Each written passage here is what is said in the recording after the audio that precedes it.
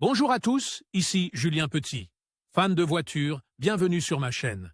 Restez avec moi, on va aborder notre sujet du jour sans plus tarder. Updated, 02 Jules 2024, 7h56 du matin EDT published, 23 Jules 2023, 9h30 du matin EDT. Lorsque l'on conduit un véhicule aux États-Unis, il est possible de recevoir une contravention si l'on enfreint le code de la route. Tout dépend du niveau de l'infraction et de notre attitude, entre autres. En fait, il arrive même que l'on reçoive un avertissement de la part de la police. Nous vous expliquons de quoi il s'agit, combien de temps dure cet avertissement, et ce qu'il faut faire. Qu'est-ce qu'un avertissement de la police et quelle est sa durée? Quelle est la durée d'un avertissement de la police?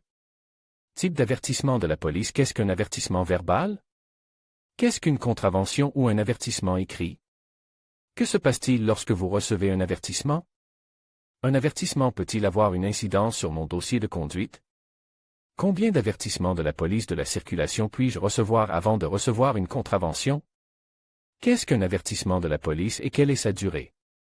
Un avertissement de police est un avertissement délivré par un agent de la circulation. Lorsqu'un conducteur est arrêté pour avoir commis une infraction, l'agent de police peut généralement décider de lui infliger une amende ou un simple avertissement. Mais dans quel cas donnera-t-il une amende et dans quel cas donnera-t-il un avertissement? C'est difficile à dire, car cela dépend de ce que l'agent de police considère. Mais voici quelques critères.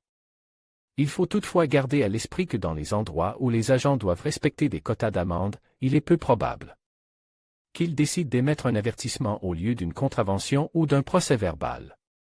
Bien entendu, peu de services, voire aucun, l'admettront ouvertement. Quelle est la durée d'un avertissement de la police? Il n'y a pas de limite de temps. Lorsque vous recevez un avertissement verbal, il n'est valable que pour le moment où l'agent vous a donné un avertissement et vous a laissé partir. Si vous commettez à nouveau l'infraction et que vous vous faites prendre par le même agent, vous serez probablement verbalisé. Il n'y a aucune chance que vous soyez exonéré si vous avez déjà reçu un avertissement. En revanche, si vous recevez une contravention ou un avertissement écrit, le rapport sera enregistré dans le système de police. N'oubliez pas que cet avertissement écrit n'a pas de date d'expiration. Type d'avertissement de la police. Les avertissements se présentent sous deux formes, avertissement verbal. L'avertissement écrit, billet d'avertissement. En fin de compte, le type d'avertissement que vous recevez dépend de l'agent de police et de la législation locale. Chaque type d'avertissement fonctionne légèrement différemment.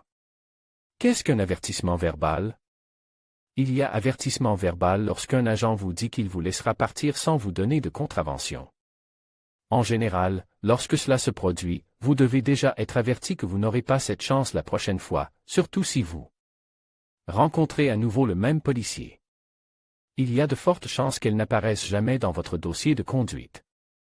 En effet, l'agent ne le signale pas aux organismes de réglementation, tels que le Department of Motor Vehicles, DMV, ou le Traffic Violation Bureau. Cela signifie qu'il n'y aura pas d'impact négatif sur votre permis de conduire ou votre portefeuille.